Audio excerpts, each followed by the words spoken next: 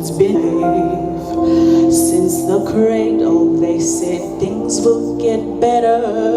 Kana takura, but time is running out.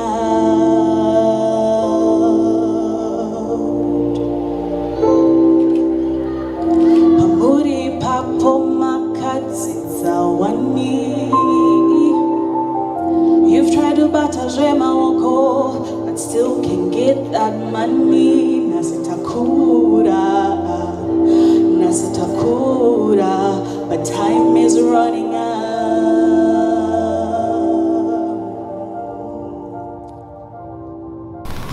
Thank you very much for being here to listen what I'm going to be talking about.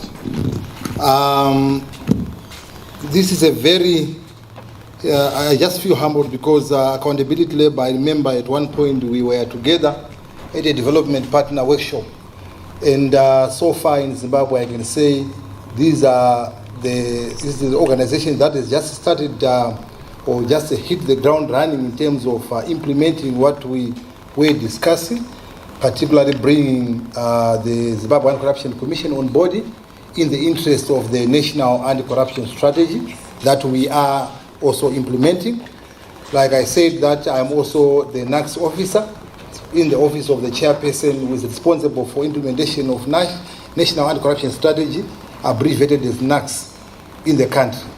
So your involvement as various partners, as I make this presentation, your involvement is highly, appreciated. That's my profile there. You've heard I'm a 1976 model. Some might want to say, why is he having that gray beard?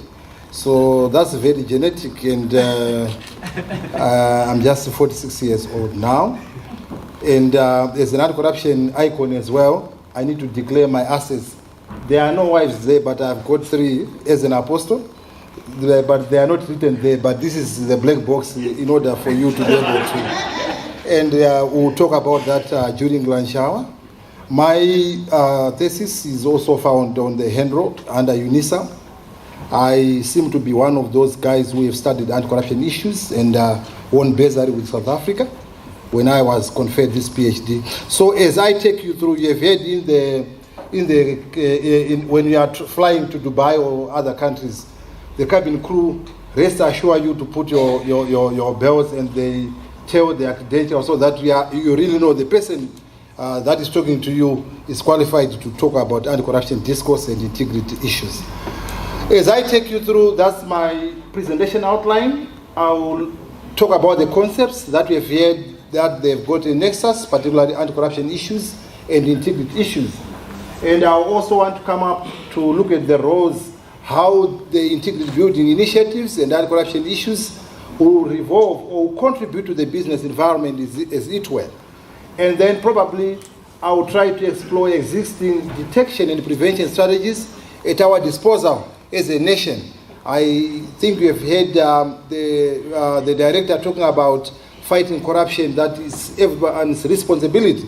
So in my presentation, I will try to take you through that because I've been requested to look at the role of the civil society, private sector, and public sector, particularly in anti-corruption and also integrity building. Setting the tone there, as you can see that the word corruption has got a Latin origin, corrumpere or corruptus. It really comes on to say things have been spoiled. Things have broken into pieces. And we need just to bring the pieces together. So that as we talk about the initiatives, as we talk about our role, let's take it from that kind of a perspective that things are no longer the way they were. They've been polluted. And going to the summary there that I've provided there, probably I'll be talking about issues of monopoly, issues of discretion, excessive discretion coming on, lack of accountability as well, issues of legal, constitutional, as well as institutional impunities coming on to play. Those variables there then brings the word corruption. And how do we arrive at corruption? Probably the issues of lack of integrity among ourselves, or among public sector organizations, particularly defined under institutional impunities, since it is a collective entity. Right. So the forms of corruption that we'll be talking about there as we relate to issues of integrity, for you to be able to measure yourself and say, okay, what is this what I'm doing here? You need to understand that we have got those classifications where we've got scope of corruption, the petty corruption that we've used to hear about, the issues of the grand corruption at a larger scale, the issues of the episodic. You have seen other people, they just plan in their own rooms or their own offices to say, this year I am under the procurement unity in an organization X or Y. If I happen to get my 10% or my kickback and buy a house, then I think I'll be fine. That's episodic. You bring in it and then say, oh, ndikasabatwa, but then dombo mirando 2 years nona mebo kutizenda nekubi. So these are some of the issues. Just question of integrity if you are among those. And I look at issues of methods of corruption, and then we say bribery, embezzlement, extortion, and fraud, as well as the issue of sector of occurrence. Is it market-driven? Is it public office-centered or public interest-centered? These are some of the issues that we will be talking about as we reflect on integrity. But I wouldn't want actually to go without making reference to the 5 criminalized offenses as put forward by the Criminal Code, Section 170 to 174 of our nation. That's the law of the land, where they talk about issues of bribery, inducement of some bribes to commit or meet certain standards. So your integrity there is actually influenced by a kickback or the underhand dealings, or those khaki envelopes, or the so-called third leaf, as you would talk about it. Though we go on to issues of using intentional use of documents, that you really know that this document is not authentic. Be it a passport, be it an O-level certificate, be it a birth certificate. Look at the integrity. What is that kind of honestness that you have got? Your character qualities. So you see, we look also at issues to do with concealment of a transaction from a principal. There was a director here. He talked about, he welcomed us. He's a principal at Accountability Lab. And we've heard people saying, I work for Accountability Lab, I work for Accountability Lab. Meaning to say, when they see the country director, probably he becomes their principal. If they conceal transactions, I'm just giving an example, if they conceal a transaction, not making him know that this thing is happening this particular way, in terms of our law, that is also a criminal offense. And then we have got concealment of a personal interest in a transaction, where probably issues to do with tender, issues to do with bidding, you don't declare, or you accuse yourself. When you really find that within your workplaces, there are certain issues that need to be procured, and you know Company X is one of your cronies from maybe St. Augustine's, Kwatsambe, then you need to say, okay, may I recuse myself in terms of the adjudication processes? Yeah. How many people are doing that? Because this is the issues of integrity. That's why, Mr. Zhou, they said, we cannot separate the issues of corruption and integrity. Each time you think about that kind of a criminal offense or corrupt offense, you have to see or to judge yourself in terms of the moral standards that we are pursuing. And then we have got the criminal abuse of duty as a public official. It's also criminalized in our act. And then some people would want to say, who perpetuates the corruption in society? I will talk about the issues of the game theory there, where we have got the briber offering the bribe, and we have got the intermediator there facilitating the process, and we have got the bribee here receiving the bribe. So these are the key actors. And look at their integrity. Already we have got 3 there because of the game theory in that particular transaction. Think about other theories that I have not talked about. I've just given you the game theory. You think 3 people at some point are always a minimum of 2, and even maximum of or you can think about. And I was in one forum asking to people, I identified 3 groups of people here on the bribers rather. I said, who perpetuates and I said game theory. I said in society there are three categories of people when it comes to integrity building. I referred to one of those classes as the class for the idiots. And when I decided to define idiots, I said these are self-serving people. They are very selfish, monopolistic. They think about themselves as they want to transact. Their integrity is in the classification of what I termed idiots at one forum. And then we go to a second group of the tribesmen and tribeswomen. These are now the people who say, look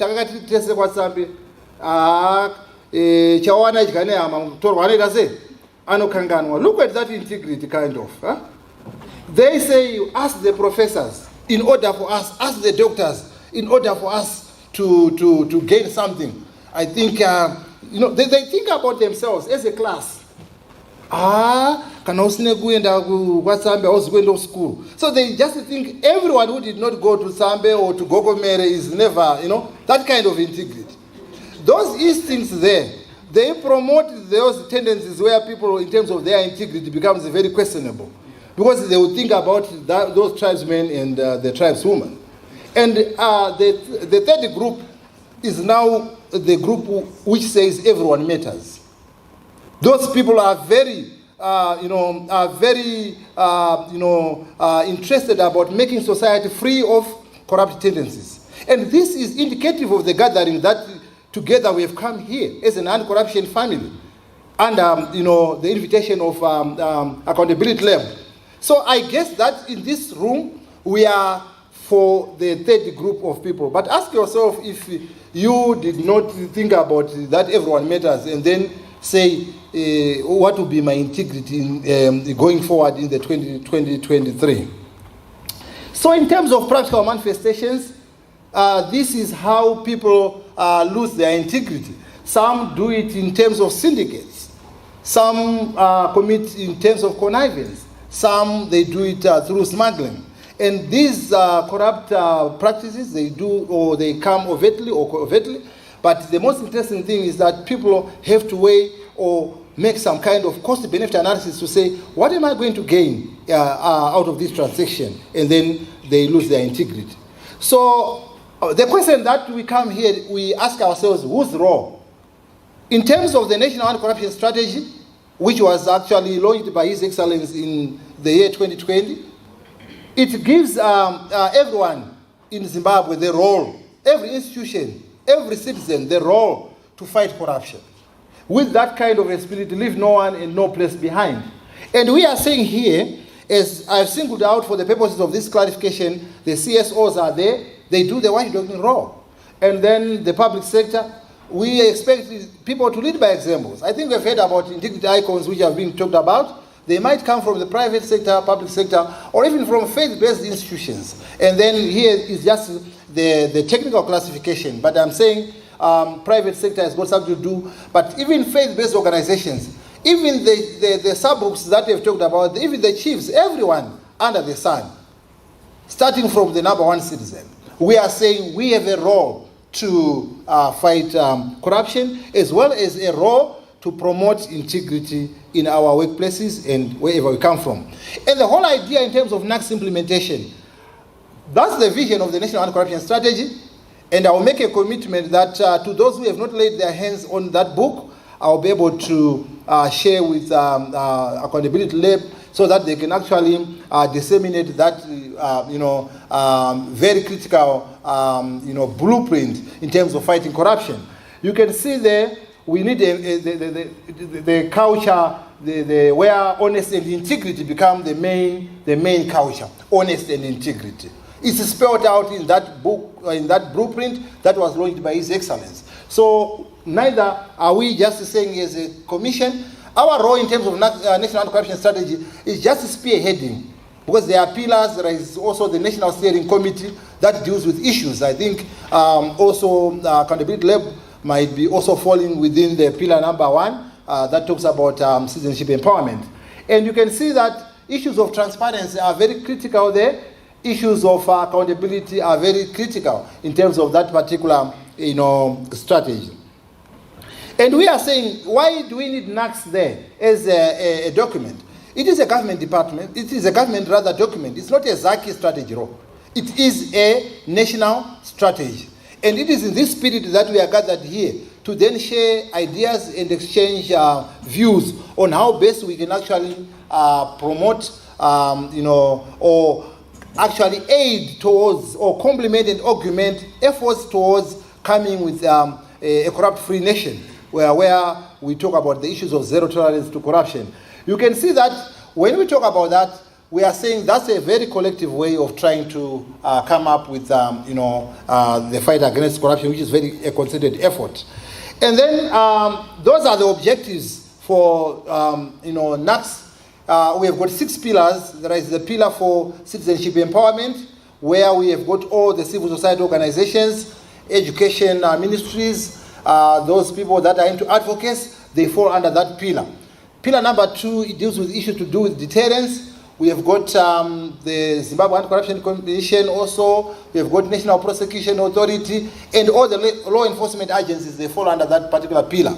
And pillar number 3 is also a pillar that deals with governance issues. I remember ZIMCODD and other organizations, Accountability Lab, Zela, they also participate under that particular. To those guys who have not been able to have the opportunity to know that of this particular, document, you are free also to contact me during lunch hour, so that we can connect you to the various subcommittee chairpersons, so that your voices are also heard in the context of the National Anti-Corruption Strategy.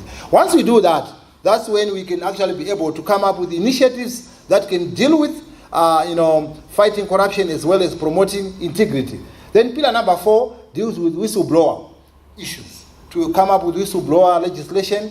And then pillar number 5, asset recovery. And pillar number 6, it deals with political parties, their increased participation. So how does the National Anti-Corruption Strategy, how is it implemented? At national level, we've got a 33-member committee, which is the National Steering Committee. Then it is supported by these 6 subcommittees there. So no citizen, no institution can claim to say, I don't have a pillar there.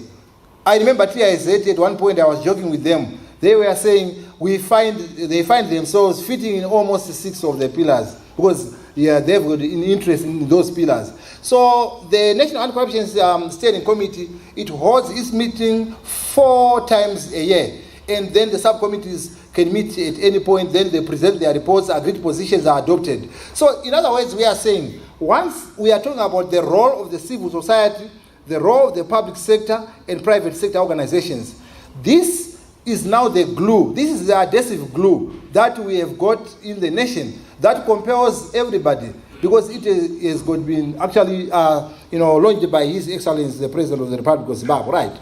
Then the question that we would ask ourselves, we say, gathered here, what is our role?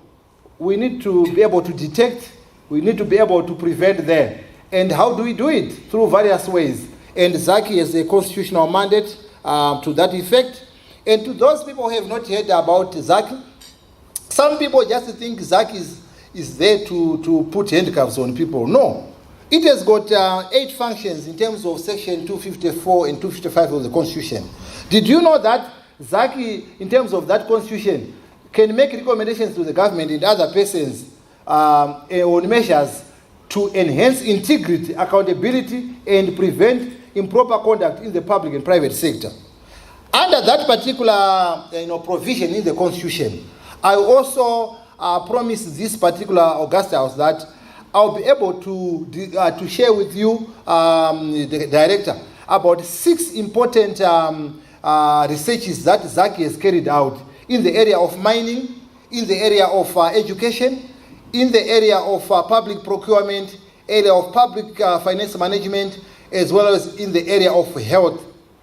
Those researches, you will see that there are certain issues to those that are coming, or icons that are coming from those fields. You will be able to get other strategies out of those researches. This is what is being done at ZACI. We have got also the Department for Compliance Checks. Investigations is one of the pillars, which accounts for 60%, and prevention for 40% in terms of the ZACI strategic plan. So you would also find that the issues of integrity are very critical, and they are also given to us in terms of our mandate. And then those are the key functions of the Zimbabwe Anti-Corruption Commission. As you can see, those are the two pillars: investigation, prevention. And spot checks there, we carry them out in various public sector organizations in order to ensure that we instill that atmosphere or that kind of a spirit of integrity, public education, research and knowledge management. And then when it comes to prosecution, then we then, in terms of the law, refer cases for prosecution. So in terms of measurement of on how we deliver our mandate, we are saying, as a commission, 60% is devoted towards investigation. Prevention is also 40%. So if you have time, go to the Constitution so that you can actually be able to measure how ZACI performs in terms of its broader functions. And then there now you can see the issues of anti-corruption coming on, prevalence of corruption, and then we are saying we need interventions. And where we need interventions there, Director talked about all hands on the deck or all hands to the plow. And this is what we are running with. And when we talk about the interventions there, let's have all our hands there. Everybody's hands must be there so that we really minimize or eradicate corruption. And in terms of integrity building, you will see that this is a process. But I would be very happy at the end of this particular summit and even some events that are coming tonight to see people making a promise to be honest, respectful, and having humanity or honor in the conduct of your mandate elsewhere. Even in Mumbai, let's start with integrity from our own, home areas. I remember when I was training as a teacher, 1996 to 2000. They were saying from the known to the unknown, the known to the unknown. If you can declare to your wife some of the things or your pocket, how big or how fat your pocket is all about, then you want to say, you see, with integrity, you must be able to account for your behaviors. Yes, so let's account for your. That's why I said, as an apostle, I declared my assets in terms of those women that are tied to me. The reason was I wanted to tell you that it's another angle of integrity, because in apostolic, doctrine, touch is a move. So the three that I have put at home are the three that I have known since 1976. So that's the issues in terms of integrity. Let's ask ourselves to say, if I've got one, is this the only one that I've known from birth? Food for thought. Then let's now see the issues of building integrity. Dr. Kostopoulos there said when you want to talk about integrity building, we need to reflect around the issues of vision. Your vision, your analysis, your target, and your plan. All those key aspects, they can actually contribute as we talk about building an internal anti-corruption strategy within the public sector and private sector and public sector. And then when we talk about the business environment, as it were, that is also something that we need to talk about. Issues to do with corruption control, code of ethics. How many have got code of ethics? How many are also having risk assessment within their own institutions where they come from? You need to ask yourself, does our company have a risky management policy, or even a due diligence policy, or a code of ethics? People should not just do whatever they think they should do, but these things must actually come. What about issues to do with deterrence? How do you respond to integrity breaches? That must be tabulated. That must be something that people should know. And this is our role. And our role starts with even the issues of formulating our own integrity model. Do we have integrity models? If we do that and we make reflections, then we are able to meaningfully participate or contribute to anti-corruption and integrity aspects. And then the rationale for doing this, some people might say, why do we need that? Why are we learning about that? Why is that apostle in front of us at this point in time when he was supposed to be in white garments? I'm also good Kumasowe and I'm also good here. Yeah. So the rationale for that, we are talking about the need for increased transparency, information transparency. I remember Milton Kamwendo at one point when he was in his writing, he could say knowledge and information is both power and potential power. So when we do not really increase information transparency, that's where most of the issues lie in secrecy, and then we actually come up with those issues. Ease of doing business, investor confidence. So this is the whole discourse. We are saying why we want to promote anti-corruption issues. We want to up the game in terms of integrity building so that we can be able to get those benefits that are tabulated there. And then you need some measures, some indicators, wherever you are. These are some of the indicate or core values Zaki has actually targeted in terms of trying to improve issues of integrity. Integrity is also one of our core values. And I know you come from various settings, but you need to also develop some or some values that are around or that revolve around those key issues. I don't know. I was even saying, or as an anti-corruption practitioner, I thought even in our homes we need core values. I think in the kitchen, somewhere we place core values so that integrity starts at home.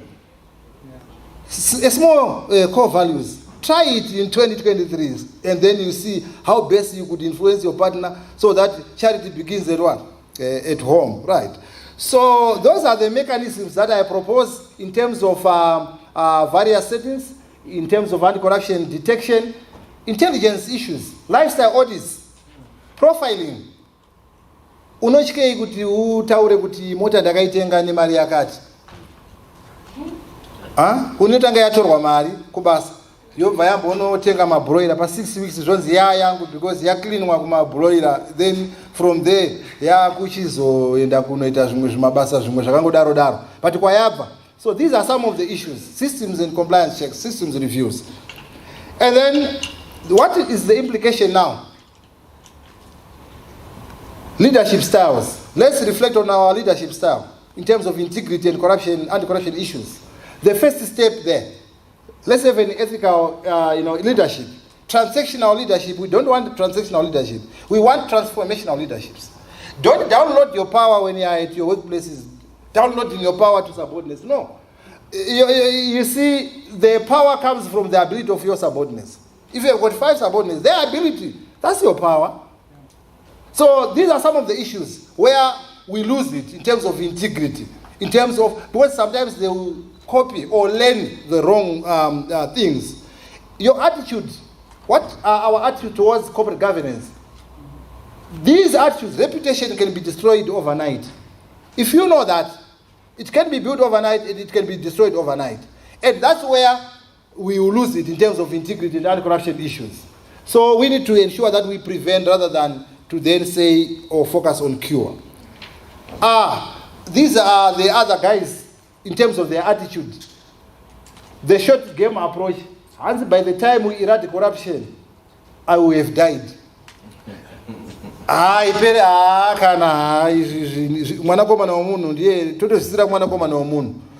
are the approaches other people have. That has got a very detrimental effect in terms of your integrity. And then the long game or infinite approach, very optimistic. Why don't we lay the foundation for effective eradication of corruption? And we applaud the accountability lab today because they are taking the long game or infinite approach because they brought us here. They've got a solution and they are very optimistic to say, through icons, through champions, things will... So let us support them. Let us not become very pessimistic in terms of our approaches. And then these are the existing interventions we can actually utilize. You can report cases, ZAG is there, lifestyle audits can, integrity pledges. Within your organizations, you can actually have integrity pledges. We have got a framework for integrity pledges at National Anti-Corruption Strategy Steering Committee. Now, almost all the members have signed. It's now cascading to the subcommittees. Why can't we have, as people, sign integrity pledges before the National Anti-Corruption Steering Chairperson, Honorable Justice Matanda Moyo, to say, as an organization, I've come with my people in terms of integrity issues. We also want to sign those integrity pledges. These initiatives will promote people, who will instill that kind of an intrinsic motivation in order to have a positive attitude towards the fighting of corruption. So you can see those are some of the issues, but culture change is also critical in terms of prospects for reforms. Definitely, we have got prospects there. We can move towards zero tolerance if our attitudes are actually very positive in terms of what we do. Look at what other countries are doing. Bangladesh there, in terms of their integrity, they designed the four-legged table, where they talk about effective anti-corruption agencies, effective laws, effective adjudication, political will, and then corruption control there. So every country needs its whistleblowers. They are crucial to a healthy society.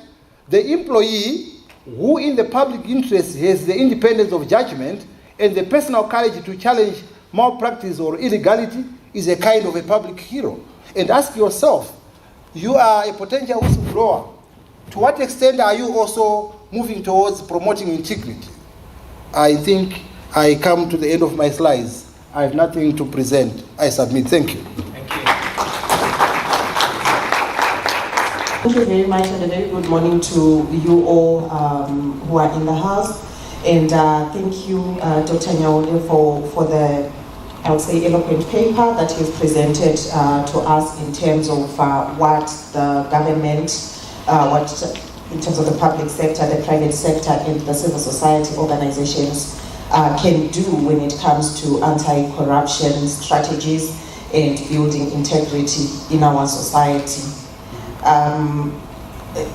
This morning, I want to believe, and I want to share, it's a very personal story that you would not think that it would happen in a country like Zimbabwe, where we boast of being so educated, and I'm sure not just boasting, we are that kind of a people. I came here late because I did not have water to bath in the morning. I have not had electricity since Monday afternoon.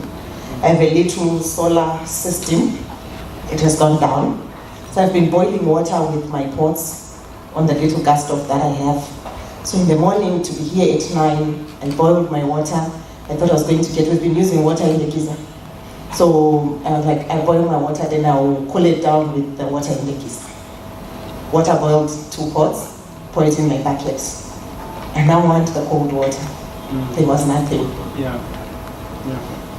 Yesterday I called ZESA and they said it's a cable fault. The person I called this day, it's a cable fault. They're dealing with it, but it's been since Monday. I called Alois and said, Alois, you won't believe this. I'm going to be late. I have to wait for this water that has boiled to cool down so I can come. And it got me so disturbed and mad, because what started playing in my mind is the corruption that has been reported at ZESA. I was just like, we are in such a dysfunctional society because of corruption. And these are some of the impacts. I'm late here, it's work. The kids don't have water to bath. So it affects, every fiber of society. And it won't even make sense that as a people, how do we just say there's a cable fault and nothing is being done to quickly deal with that so that we can move on. And so it got me thinking that I want to agree that we need to put our hands on the deck, all of us. And dealing with corruption in Zimbabwe is not something that only one sector can deal with, because at the end of the day, it affects all of us. Whether you want to go about with your business, you don't have water to bath, so that you can go and finish that contract or meet with the people that you have to meet with. At home, things are also happening, and in the public sector itself, resources are being lost. So at the end of the day, for me, the issue around partnerships of the 3 that we are discussing here, the private sector, civil society organizations, and the public sector, is important if we're going to address the issue of corruption that we are facing And I would want to agree, Dr. Nyaunde, that it takes two to tango when it comes to corruption. But I think our biggest problem and challenge based on how corruption is manifested in Zimbabwe is that petty corruption for me is just for survival, for citizens that are deciding to survive and to go by. But we're dealing with the big issue of grant corruption, which then needs all of us to put our heads and our hands together if we are going to fight corruption. And we're talking about sustainable development. We're talking about the National Development Strategy 1 and the different strategies that we have put in place as a government if we are going to, or as a people in Zimbabwe, if we are going to move together. So building the anti-corruption and integrity in our society becomes our role, all of us. And I just had some examples for the business, which I think the good doctor has also touched on, in terms of setting the example as well as business in terms of anti-corruption initiatives, such as code of conduct for employees, training on anti-corruption, the issue as well of due diligence. I think business can lead in that for their businesses, for their partners, for their vendors. And the other issue is around transparent accounting and financial systems, which I think is still lacking. I was talking about money laundering or guacamani, which is something that I think when we are looking at the role of business in facilitating corruption is one of the major issues that we need to deal with. How do we build robust, transparent accounting and financial systems that are not porous, where resources do not just leak like that? So from the business perspective, I think the issue of responsible corporate citizenship for me is a big thing that as businesses or as the private sector we need to deal with. And on the public sector issues, I think the issues around that he has raised around policy and strategy and leading by example is important. But I wanted to also touch, I think our public sector, and particularly the government, is the policy maker and custodian of all our policies in terms of implementation, is rewarding genuine work and labor. Which I think is not been done. If you are in genuine work and labor, you're a teacher, you're a nurse, we have icons that are coming from some of those sectors. You're not rewarded. What is rewarded is actually those that are corrupt, those that can find the gaps and make use of them through, maybe overriding procurement processes, and they get rewarded because they can get to line their pockets. But those that are genuinely working, they are not rewarded. They get paltry salaries and wages. So it's a conversation we also need to have when it comes to the public sector. That how are we rewarding genuine work and labor? And I'm glad that we are appreciating through the awards as civil society that you may not be getting salaries and wages, but we recognize the work that you are doing, which I think is one of those first steps towards the long range. That yes, you may not be getting enough money in terms of taking care of yourself and your family, but the work is recognized and you're doing or making a change in society or impacting on those people that you interface with on a day-to-day basis. The second thing in terms of public sector, I think we still need to talk about institutional coordination when it comes to anti-corruption strategies and building integrity. Our institutions remain very, there's a multiplicity and diversion, I think, of mandates. When you look at the different institutions and how they can deal with implementing or coming up with anti-corruption strategies. So you have ZAC, you have the NPA, you have the special unit in the President's office, and many others. Now we're talking about integrity committees under ZAC. There is a whole lot of multiplicity, and it's to then find out how do we integrate and coordinate our institutions so that at the end of the day there is zero tolerance of corruption from the top to the bottom and from the bottom to the top, and they fit into each other in that regard. And I just wanted to also raise, you've shared with us, Dr. Nyaunde, in terms of the mandate of the Zimbabwe Anti-Corruption Commission, according to the Constitution and the work that it has done. But I want to reiterate that it's the independence of the Anti-Corruption Commission, but it's also how empowered it is to execute that mandate. And I think this is what the public sector or our government should be looking at doing. And that being empowered is ensuring that without interference, it carries out its mandate, but it's also resourced to be able to carry out its mandate and the duties as they are exposed in the Constitution. So I think it's a key issue to continue to talk about, to continue to advocate for, even in civil society point of view, in terms of the independence and the empowerment of the Zimbabwe Anti-Corruption Commission, and link that with the coordination with other institutions that are fighting corruption to ensure that we combat corruption. The other issue I just wanted to share, it was an example, and I'm glad that you have raised it, is the issue of integrity pledges.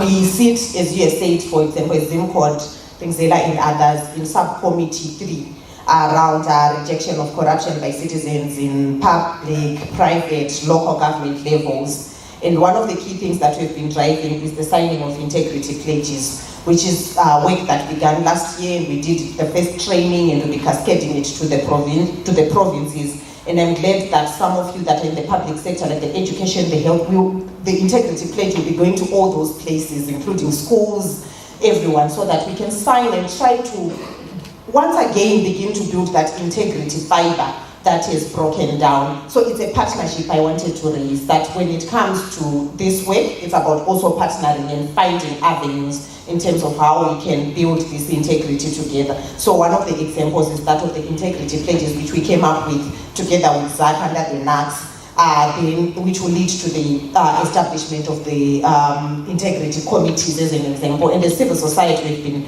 participating in those.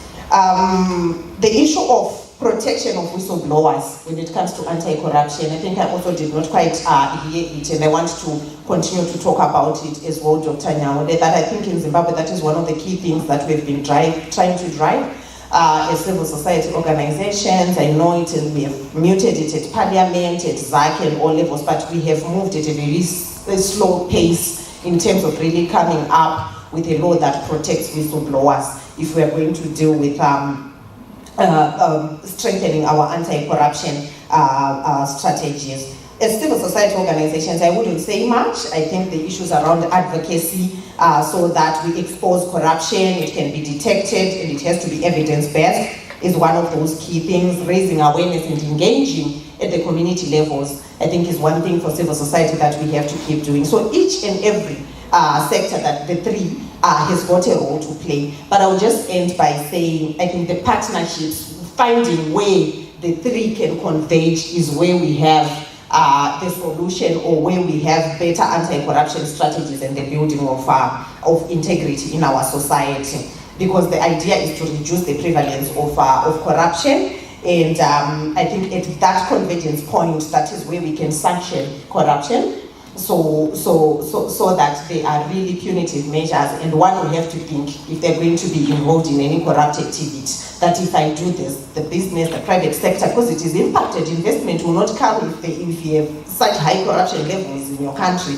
Civil society will not have public service delivery. These are the impacts of the corruption. The public sector itself, you will not have development. You will not have those development funders or partners coming in. So we need to be sanctioning corruption, and we'll find it at the convergence of the partnerships of the three, and dealing with impunity, I think, is also at that convergence level. And I think it is one of the mischiefs in Zimbabwe in terms of the impunity when it comes to dealing with corruption. I think we have too many cases that have not been prosecuted, that still continue to drag. And it is for all of us to deal with and address the issue of impunity and build our trust once again within our society. So I think it is about collaboration of the three, the public sector, the private sector, and the civil society, if we are going to combat corruption and build integrity in our society.